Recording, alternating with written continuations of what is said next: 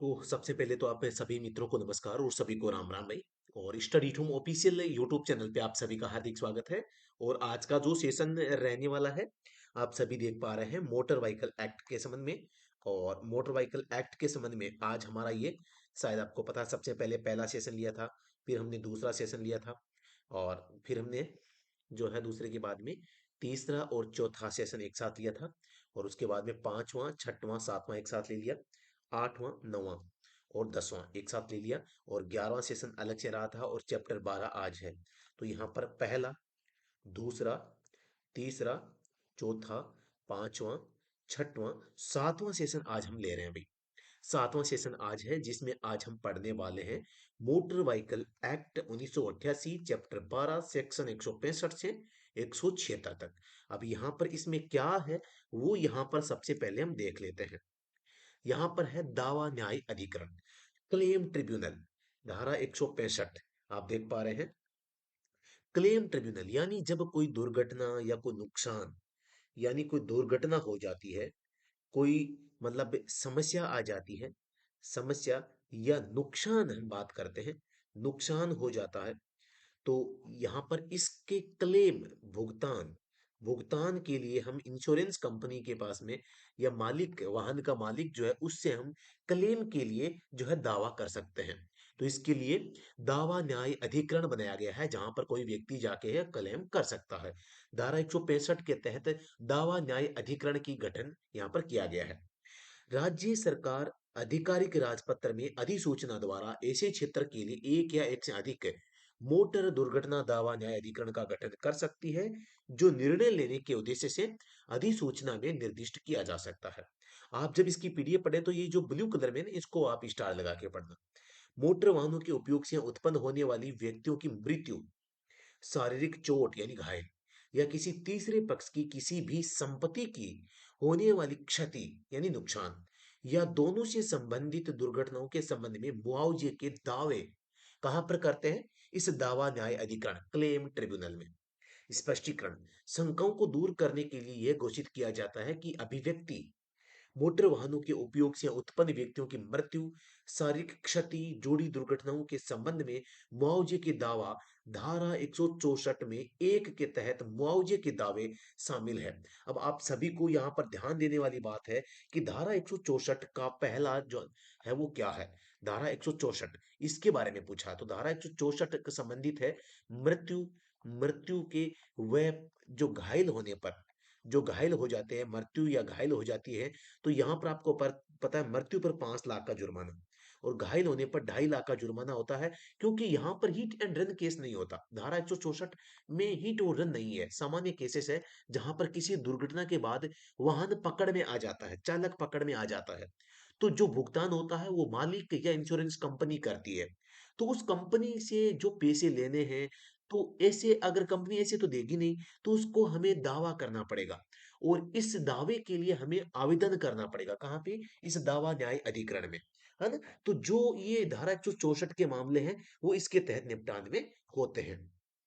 मुआवजे के लिए आवेदन, आवेदन कौन कर सकता है? जिसका नुकसान हुआ हो, संपत्ति के स्वामी हो, मृत्यु के मामले में उसके परिवारजन, किसी भी विधिक प्रतिनिधि द्वारा, यानी वकील के द्वारा, आप कह सकते हैं वकील के द्वारा, वकील भी कर सकता है, या आपका रिश्तेदार भी कर सकता है, रिश्तेदार, है ना? तो आपको ध्यान देना है। प्रथम जो सेक्शन है, धारा 165 की उपधारा 1 में निर्दिष्ट प्रकृति की दुर्घटना से उत्पन्न मुआवजे के लिए आवेदन किया जा सकता है।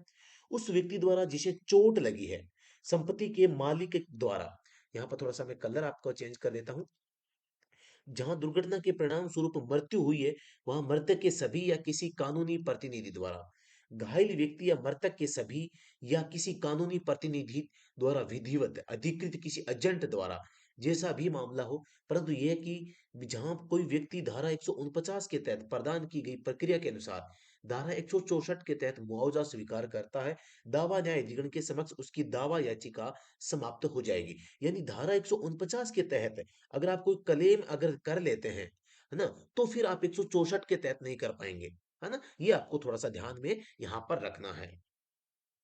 आप धारा यहां पर जो है देख पा रहे हैं, धारा 149, तीसरे पक्ष के जोखिमों के संबंध में बीमित व्यक्तियों के खिलाफ निर्णय और पुरस्कार को संतुष्ट करने के लिए बीमाकर्ताओं के कर्तव्य। तो ये है धारा 149। तो यहाँ पर आप देख पा रहे हैं, अगली हम जो है स्लाइड पे चलते हैं। धारा 2 की उपधारा 2(1) के तहत प्रत्येक आवेदन दावेदार के विकल्प पर या तो उस क्षेत्र पर अधिकार क्षेत्र रखने वाला दावा न्याय अधिकरण को किया जाएगा जिसमें दुर्घटना हुई है। मतलब या तो आप दावा कहां करेंगे, या तो जहां पर दुर्घटना हुई है, या स्थानीय सीमा के भीतर दावा न्याय अधिकरण को किया जाएगा। दावेदार जिसके अधिकार क्षेत्र में रहता है या व्यवसाय करता है, या जिसके अधिकार क्षेत्र की स्थानीय सीमा के भीतर प्रतिवादी रहता है, और इसी प्रारूप में होगा। और इससे इसमें ऐसे विवरण शामिल होंगे जो निर्धारित किए जाते हैं। आपको पूरी जानकारी देनी पड़ेगी, और जहां पर रहते हैं, जहां पर आप काम करते हैं, जिस अधिकार क्षेत्र में आते हैं, वहां पर आप अप्लाई कर सकते हैं। और मुआवजे के लिए किसी भी आवेदन पर तब तक विचार नहीं किया जाएगा जब तक कि यह दुर्घटना घटित होने के 6 महीने के भीतर न किया गया हो। आपको यहाँ पर जो देखो, मुआवजे के लिए किसी भी आवेदन पर तब तक विचार नहीं किया जाएगा जब तक कि यह दुर्घटना घटित होने के 6 महीने के भीतर न किया गया हो। मतलब आपके पास में टाइम कितना है, जो मुआवजा क्लेम है, टाइम फॉर क्लेम कितना है, 6 मंथ। बहुत ही अच्छा जवाब प्रश्न यहाँ पे है। आपको क्लेम करने के लिए टाइम कितना मिलता है, 6 महीने का टाइम मिलता है। क्योंकि भी अगर कोई दुर्घटना हो गई और डेथ हो जाती है, आपको पता है वो सदमे में महीने भर तो उसको घर से भी नहीं निकलना होता। कुछ मामलों में मुआवजों के दावों के संबंध में विकल्प option regarding claim for compensation in certain cases. आप मुआवजे का दावा किसी एक जगह केवल दावा कर सकेंगे, एक से अधिक नहीं। तो यहाँ पर इसको भी आपको नोट लगा के मैंने लिखा हुआ है। कर्मकार मुआवजा अधिनियम 1923, 1923 का 8 में किसी बात के होते हुए भी जहां किसी व्यक्ति की मृत्यु या शारीरिक चोट इस अधिनियम के तहत और साथ ही कर्मकार मुआवजा अधिनियम 1923 के तहत मुआवजे के दावे को जन्म देती है, वह व्यक्ति मुआवजे का हकदार है। अध्याय 10 के प्रावधानों पर प्रतिकूल प्रभाव डाले बिना उन अधिनियमों में से किसी एक के तहत ऐसी मुआवजे का दावा कर सकता है, लेकिन दोनों के तहत नहीं। यानी आप किसी एक ही जो है मुआवजे को प्राप्त कर सकते हैं। ये नहीं कि भाई तरह तरह की जितने भी जो स्कीम है सभी का फायदा उठाएं, ऐसा नहीं है। आप किसी एक स्कीम के तहत जो है यहाँ पे मुआवजे का दावा कर सकते हैं। दावा अधिकरण का अधिनिर्णय, दावा जो न्याय अधिकरण होगा, award of the claim tribunal, यानी ये हर सब जगह मान्य होगा, वो सभी को इसको मानना पड़ेगा। धारा 166 के तहत मुआवजे के लिए प्राप्त होने पर दावा न्यायाधिकरण बीमाकर्ता को आवेदन की सूचना देने और पार्टियों बीमाकर्ता सहित को सुनवाई का अवसर देने के बाद दावे की जांच करेगा, या जैसा भी मामला हो प्रत्येक दावा और धारा 163 के प्रावधानों के अधीन मुआवजे की राशि का निर्धारण करने वाला एक पुरस्कार दे सकता है जो उचित प्रतीत होता है और उस व्यक्ति या व्यक्तियों को निर्दिष्ट करता है जिन्हें मुआवजा दिया जाएगा, भुगतान किया जाएगा। और पुरस्कार देने में दावा न्यायाधिकरण उस राशि को निर्दिष्ट करेगा जो बीमाकर्ता या दुर्घटना में शामिल वाहन के मालिक या चालक या उनमें से सभी का किसी एक द्वारा भुगतान किया जाएगा, जैसा भी मामला हो। दावा न्याय अधिकरण संबंधित पक्षों को शीघ्रता से और किसी भी मामले में पुरस्कार की तारीख से, ध्यान से पढ़ना, दावा न्याय अधिकरण संबंधित पक्षों को शीघ्रता से और किसी भी मामले में पुरस्कार की तारीख से 15 दिनों की अवधि के भीतर पुरस्कार की प्रतियां देने की व्यवस्था करेगा। जब इस धारा के तहत कोई पुरस्कार दिया जाता है तो इस जिस व्यक्ति को ऐसे पुरस्कार के संदर्भ में किसी राशि का भुगतान करने की आवश्यकता होती है, वह दावा न्याय अधिकरण द्वारा पुरस्कार घोषणा की तारीख से 30 दिनों के भीतर दी गई पूरी पूरी राशि जमा करेगा, दावा न्याय अधिकरण द्वारा निर्देशित तरीके से। यानी दावा न्याय अधिकरण जिस दिन से आपका फैसला सुनाएगा तो आपको तुरंत वहां पर जो है आपको क्या देना पड़ेगा, उसकी जो डिसीजन है, उसकी प्रतियां, उसका जो मतलब कि उसका निर्णय जो है, उसका फाइनल आदेश जो होगा वो आपको यहाँ पे हाथ में देना पड़ेगा। साथ ही जैसे ही आदेश करेगा उसके 30 दिनों के भीतर आपको यहाँ पर क्या होना चाहिए, आपको राशि का भुगतान कंपनी के द्वारा कर देना चाहिए जिससे आपने क्लेम किया है। दावा अधिकरण की प्रक्रिया और शक्तियां, produce and powers of claim tribunals, धारा 168 के तहत कोई भी जांच करने में दावा न्याय अधिकरण इस संबंध में बनाए गए किसी भी नियम के अधीन ऐसी सारांश प्रक्रिया का पालन कर सकता है जैसा उचित समझे।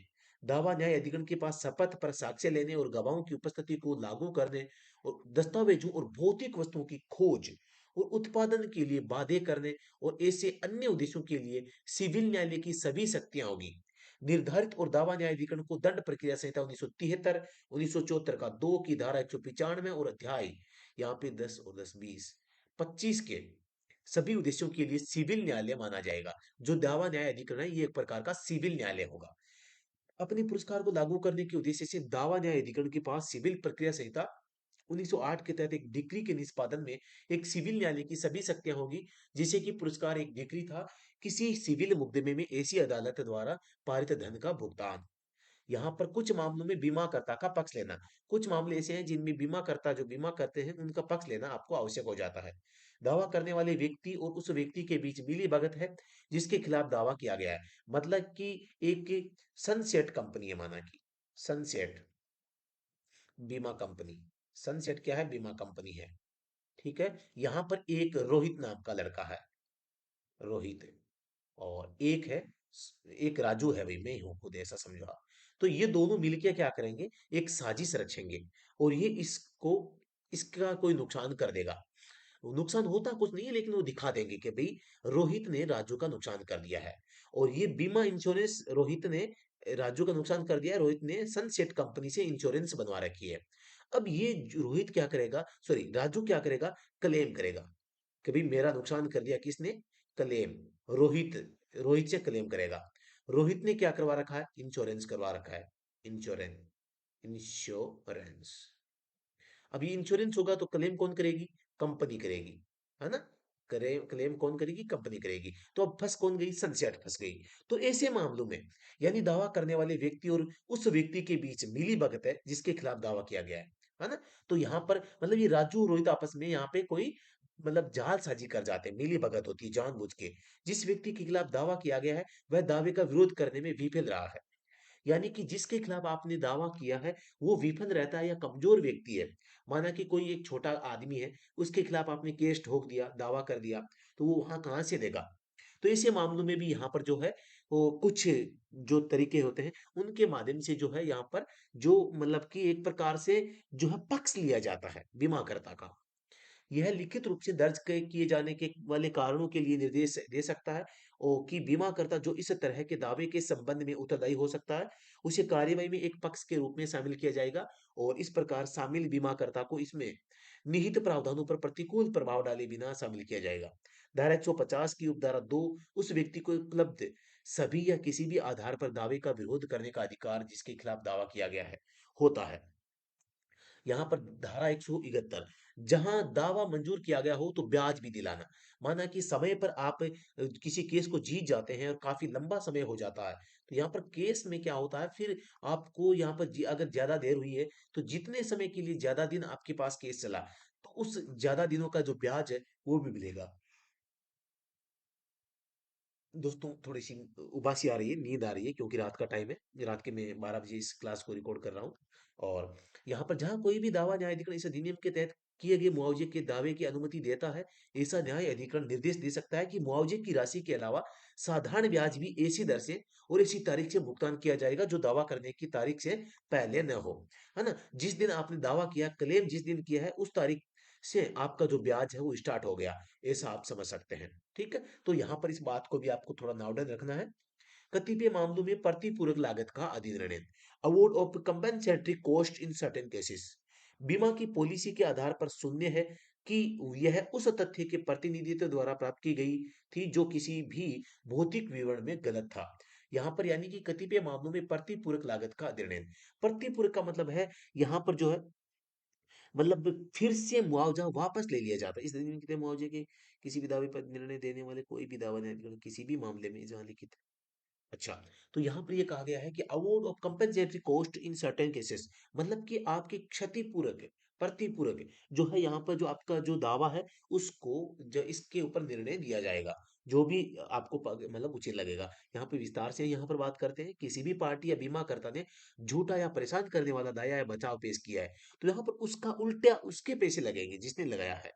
ऐसा न्याय अधिकरण उस पक्ष द्वारा भुगतान के लिए आदेश दे सकता है जो गलत प्रतिनिधित्व का दोषी है या जिसके द्वारा ऐसा दावा या बचाव बीमाकर्ता को मुआवजे के रूप में विशेष लागत के लिए आगे रखा गया है, या जैसा भी मामला हो वह पक्ष जिसके विरुद्ध जिसे ऐसा दावा या बचाव प्रस्तुत किया गया है। बहुत ही डिफिकल्ट लैंग्वेज है, थोड़ी सी कठिनाई से समझ में आएगी, ध्यान से पढ़ लेना। कोई भी दावा न्याय अधिकरण 1,000 रुपए से अधिक की किसी भी राशि के लिए उपधारा 1 के तहत विशेष लागत के लिए आदेश पारित नहीं करेगा।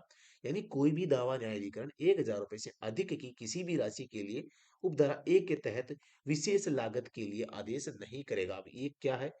यहाँ पर एक है, इस अधिनियम के तहत मुआवजे के किसी भी दावे पर निर्णय देने वाला कोई भी दावा न्यायाधिकरण किसी भी मामले में जहाँ किसी लिखित रूप में दर्ज किए जाने वाले कारण से संतुष्ट है कि बीमा पॉलिसी का आधार शून्य है। और अच्छा, बीमा शून्य है या बीमा और उस तथ्य के द्वारा प्राप्त की गई थी जो किसी भी भौतिक विवरण में गलत था, और गलत तथ्यों से यहाँ पे जो होता है ऐसी चीजें हैं, मतलब कि गलत कागजों से आप इंश्योरेंस करवा लेते हैं, गलत तरीके से करवा करवा देते हैं, ऐसी बातें हैं। तो कोई भी दावा न्यायाधिकरण 1,000 रुपए से अधिक की किसी भी राशि के लिए उपधारा 1 के तहत विशेष लागत के लिए आदेश पारित नहीं करेगा। कोई भी व्यक्ति बीमा करता जिसके खिलाफ इस धारा के तहत कोई आदेश दिया गया है, उसे इस तरह के गलत प्रतिनिधित्व, दावे या बचाव के संबंध में किसी भी आपराधिक दायित्व से छूट नहीं दी जाएगी, जैसा कि उपधारा 1 में संदर्भित है। किसी भी गलत बयानी, दावे या बचाव के संबंध में उस धारा के तहत मुआवजे के रूप में दी गई कोई भी राशि, इसे गलत बयानी, दावे या बचाव के संबंध में मुआवजे के लिए किसी भी बाद के मुकदमे में ध्यान रखी जाएगी। यहाँ पे धारा 173 है, आप अपील कर सकते हैं अगर आपको लगता है कि आपसे गलत क्लेम किया गया है या कोई गलत आपके साथ डिसीजन आया है, तो आप इसको स्टार लगा लें अपील इंश्योरेंस के संबंध में। उपधारा 2 के प्रावधानों के अधीन दावा न्याय अधिकरण के फैसले से व्यथित कोई भी व्यक्ति दावा न्यायाधीश क्लेम ट्रिब्यूनल अगर कोई गलत डिसीजन देता है तो आप उसके खिलाफ फिर से अपील कर सकते हैं। फैसले की तारीख से 90 दिनों के भीतर उच्च न्यायालय में अपील कर सकता है। ये देखो, अगर क्लेम ट्रिब्यूनल में क्लेम क्लेम जो ट्रिब्यूनल क्लेम ट्रिब्यूनल में आपकी अपील नहीं सुनी गई, तो अब आप अपील कहाँ करेंगे?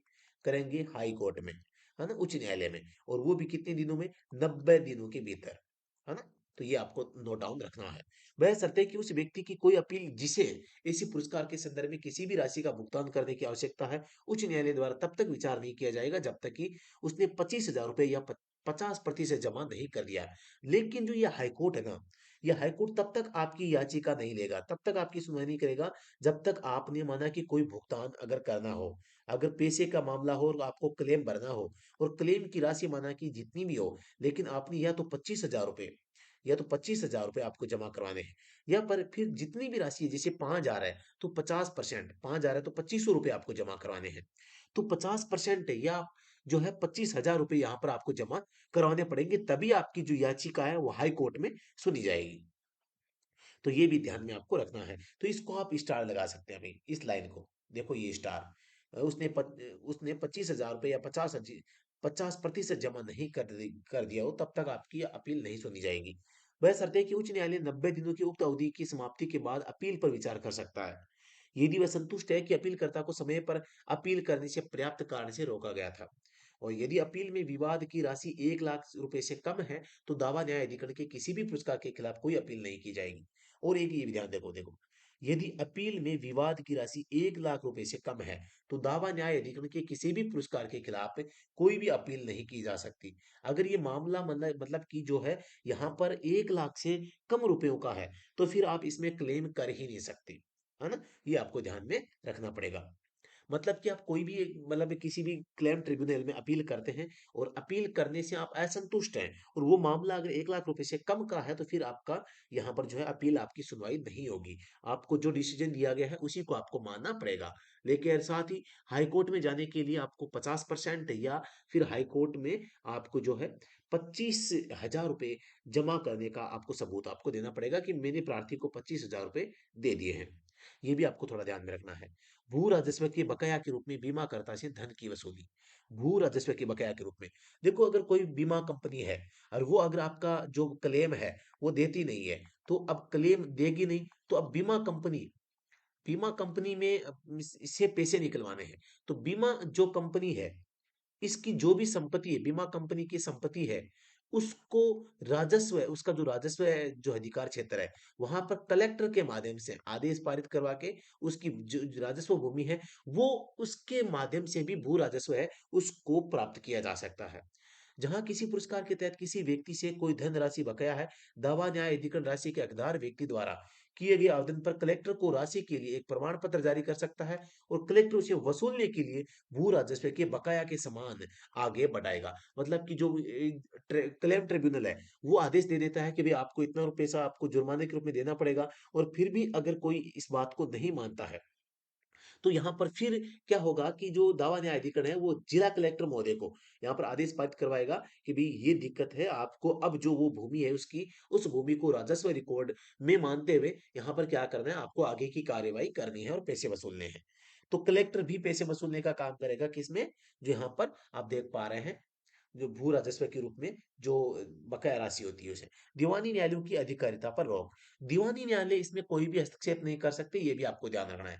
बार और ज्यूरिडिक्शन ऑफ सिविल कोर्ट्स, इस अधिनियम के तहत किसी मामले में की सुनवाई किसी भी दीवानी न्यायालय में नहीं होगी जब तक कि इसके लिए वहां पर ऐसा न्यायालय मौजूद हो।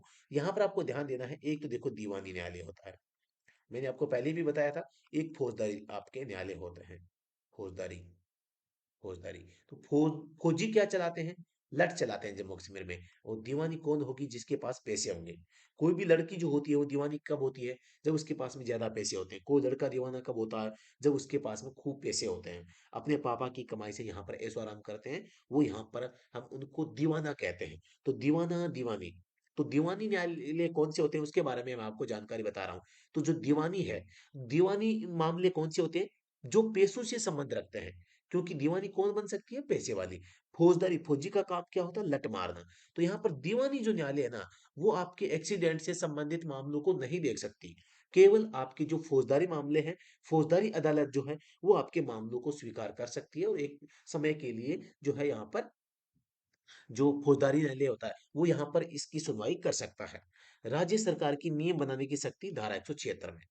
और अब हम पढ़ेंगे आज की जो अंतिम धारा, अच्छा अंतिम धारा हो गई है। तो दीवानी न्यायालय की अधिकारिता पर रोक, दीवानी न्यायालय इसमें कोई हस्तक्षेप नहीं करेगा। और धारा 174 भू राजस्व के बकाया के रूप में बीमाकर्ता से धन की वसूली। यहाँ पर जो जिला कलेक्टर है, वो जो राशि है वो दिलाने के लिए उसकी जो राजस्व रिकॉर्ड में भूमि होती है, उस भूमि को जब्त कर लिया जाता है ना। तो ऐसी भी कार्यवाही होती है अगर आप बीमा कंपनी के मालिक हैं और आपने अगर किसी मृत्यु या घायल व्यक्ति के क्लेम को चुकाया नहीं है तो। धारा 173 में अपील है, मैंने आपको बता दिया है। क्लेम ट्रिब्यूनल है, अपनी जो हाई कोर्ट में आप जो अपील करते हैं 90 दिनों के अंदर अंदर करते हैं। हाई कोर्ट में आपको 90 दिनों से पहले पहले हाई कोर्ट में जाना पड़ेगा।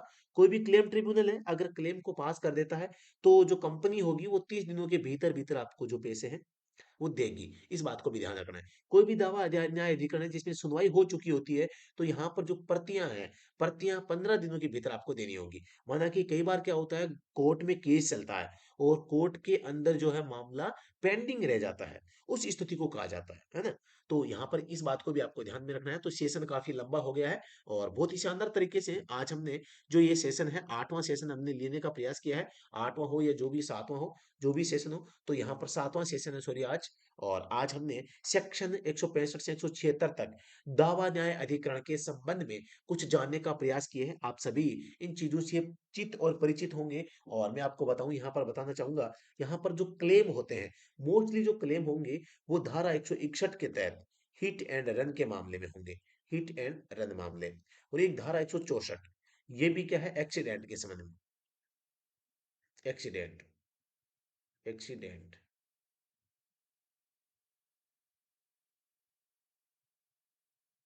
एक्सीडेंट। तो यहाँ पर आपको ध्यान देना है, यहाँ पर डेथ के मामले में 2 लाख रुपए होते हैं। और घायल होता है कोई, घायल होने के मामले में थोड़ा सा जुर्माना कम है। सॉरी, डेथ होने के मामले में 5 लाख का है ना, 5 लाख का है। और घायल होने पर यहाँ पे 2.5 लाख है। ये तो धारा 164 कहती है। और धारा 161 के तहत डेथ होने पर कितनी है, यहाँ पर 2 लाख, डेथ होने पर 2 लाख है। और घायल होने पर कितनी है, घायल होने पर 50,000 है।